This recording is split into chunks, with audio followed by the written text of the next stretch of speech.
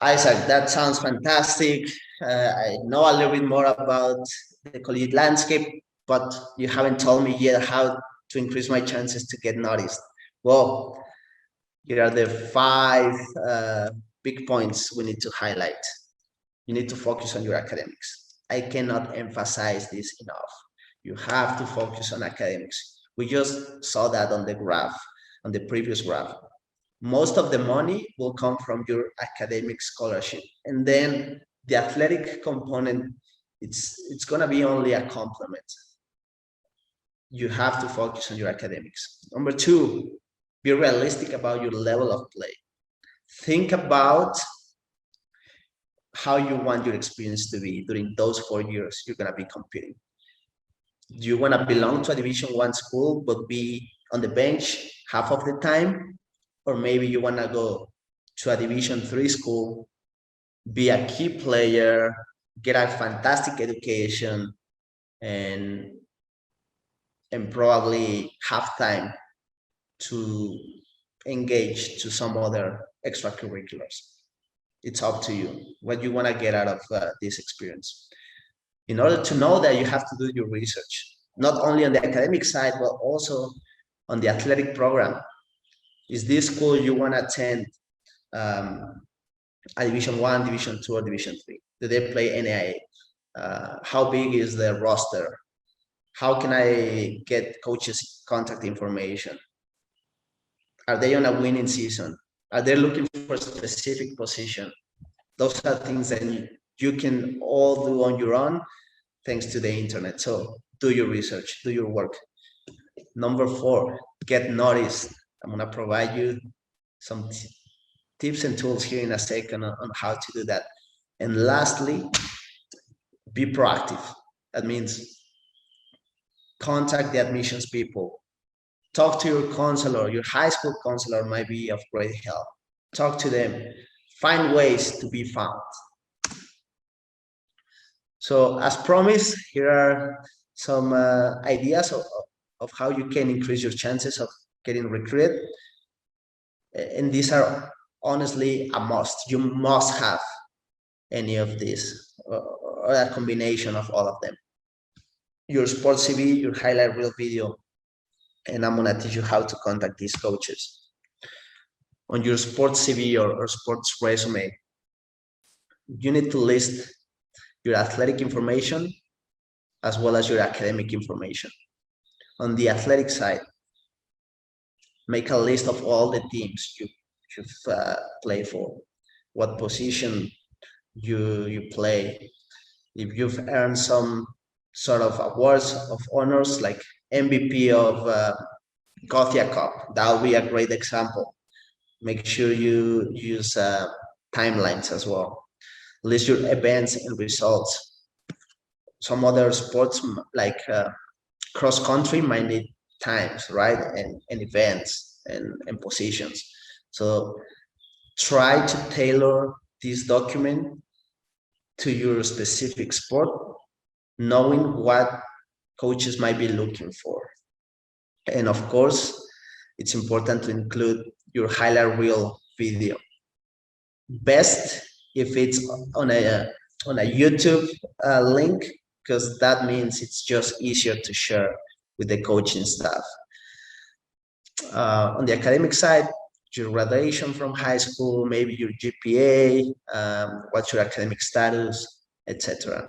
So you can always take a screenshot of this, and it can be a good resource to start building up your sports portfolio. Now, I'm not gonna lie to you, these are real cases. I used to work for Coach Barnes as his assistant coach, and my job as an assistant, part of it was to look at these emails and try to filter the best candidates. And I'll get stuff like that. This kid sent out the same email to every single contact he found. So every coach in the conference got the same email. It's not personalized. It's not really, it does not show me that he wants to belong to my program. So here we're gonna do a little exercise.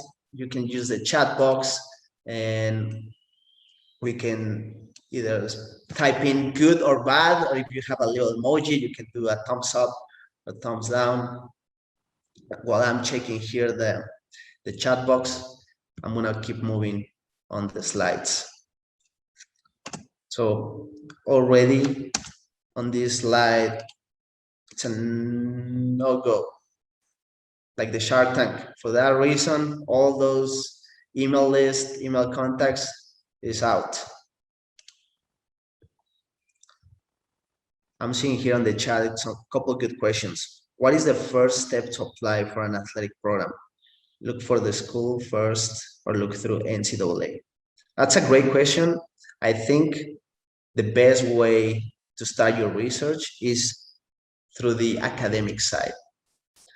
Make sure you find the major you're looking for, and from there, you can always jump to their athletic website where you can find school contacts, coaches contacts, you can find stats, etc. But that's a great question. How do we know the division of the university? I would say it's the same process. Go to the website and it should be pretty easy to find a athletic tab when you can find what division they're playing at. I'm gonna keep moving forward here on the slides. Isaac, I'll just jump in real quick and mention that on the NCAA website, they also have a search engine where you can search by the sport and the division. So if you are very interested in a certain sport or a certain division, you can use that tool, and that gives you a nice long list, and you can go. But I do like what Isaac's saying about not forgetting the academic component, right? Picking schools that are actually interesting to you academically as well. Yes, that's great advice. Thanks for mentioning that. On this intro email, the kid didn't even put the coach's name or my name. So why I'm getting this? Because oftentimes these agencies will send a blast email to thousands of coaches, and they're not even doing a good job doing that. So it doesn't have my name. I already know this is a blast email. He doesn't want to be here. He doesn't want it that bad.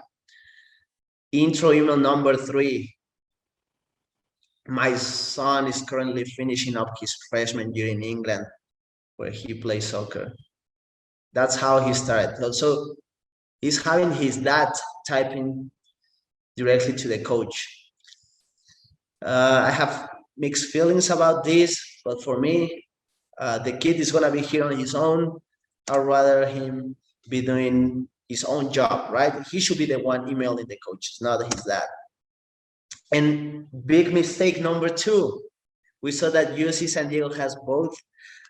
So wanted to touch base with you, blah, blah.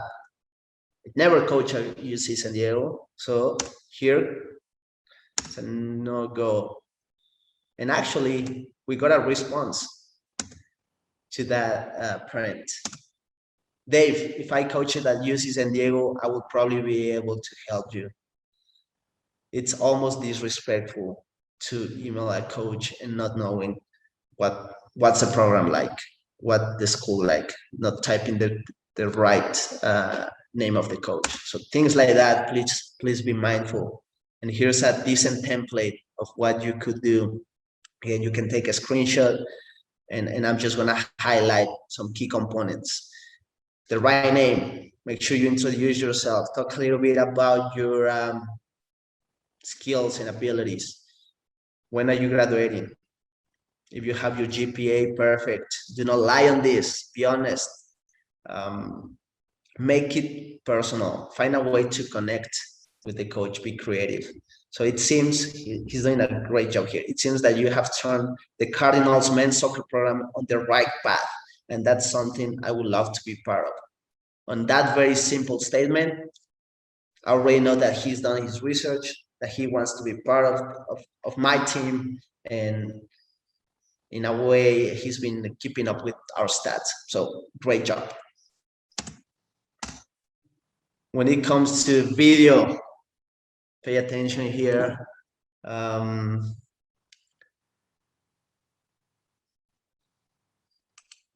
Let's activate here. Let me know, good or bad. Use the chat box.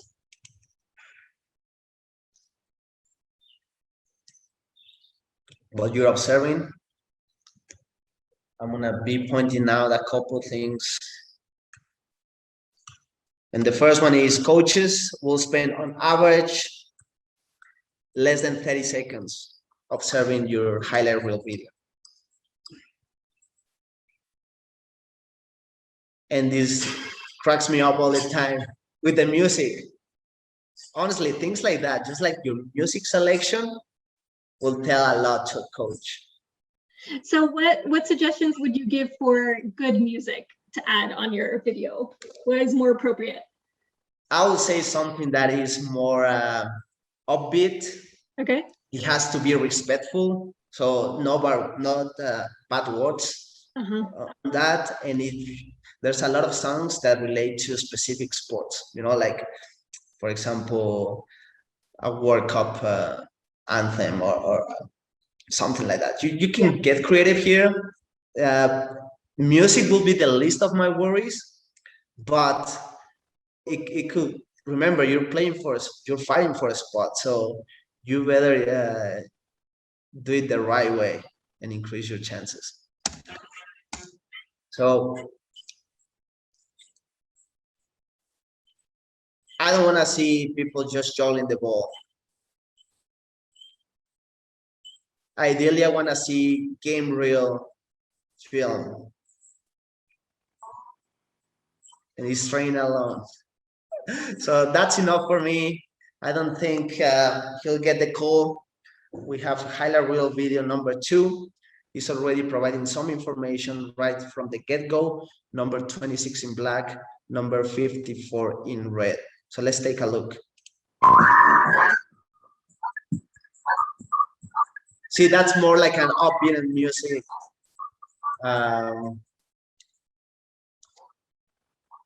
Seems like he's played at a decent level. Again, I'm focusing on soccer just because that's what I do, but you can translate all this to basketball or volleyball. This video, by the way, has to be 3 to 5 minutes long.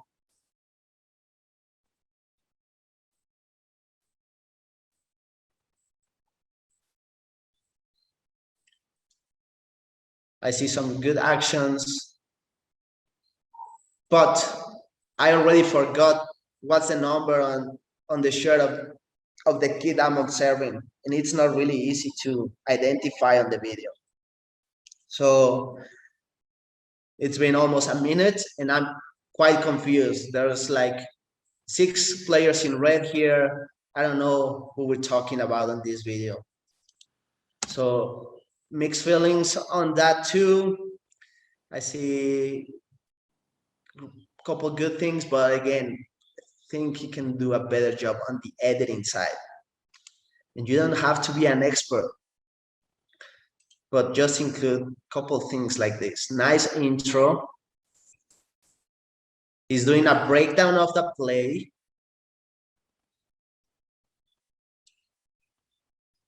He's starting with some impact actions or power actions, as I call them. And the editing here. He frees the cam, makes a signaling. It could be an arrow, it can be a circle, it can be a highlight, a spotlight effect. But that makes it super easy for the coach to identify the player and make an evaluation. On the past video, it was quite hard. On this one, he's also giving us some slow motion features and stuff like that. Different type of plays. He's kicking corner kicks, which means probably one of the best crossing the ball. He has a long throw in. Some kids get recruited because of stuff like that. A long throw is just like a cross. chance to get the ball in the box and a scoring opportunity. So that's what we want to see. What makes you different? What makes you stand out? So let's give him a call to this kid. He's done a great job. That'll be the perfect example of a highlight reel video. So let's recap. 3 to 5 minutes long. A coach will not spend more than that on a real video. Now, granted, there are some coaches that after that initial highlight reel video, they might ask for 90-minute footage, not a whole game. But it depends. On my experience, head coach didn't like that. They didn't like that. We believe a highlight reel video would get your foot on the door, and eventually that can lead you into a official visit or a tryout or just something else. But it's just, the idea is to make a great first impression. So you have about 30 seconds to do that. Start strong. Start with your best action shots, with goals, with assists. If we're talking basketball, 3-pointers, whatever, your best actions should be at the beginning of the video so you can get the coach's attention. Signaling, you don't have to be an expert on editing videos. Just a simple circle, an arrow, spotlight effect makes a big difference. We already show you some examples of that. Give a variety of plays. If you are an attacking player, make sure you showcase not only your scoring abilities, but also I want to see you defending. I want to see you on the aerial balls. I want to see you building up out of the back. So be mindful of that. And last but not least, make it easy to share. Put up a YouTube video, copy the link and paste it on your sports CV. That's the easiest way, the most recommended, because then everybody can see it. It's online. I just need to copy that. Like I said, oftentimes it's not going to be the head coach looking at these emails. It's going to be the assistant coach, and he's going to forward that information to the head coach and say, hey, found this great kid. I think he might have a chance. Take a look. And if the file is too heavy on that email and you're not able to share it, that's a problem. And all the work you've done before goes to trash.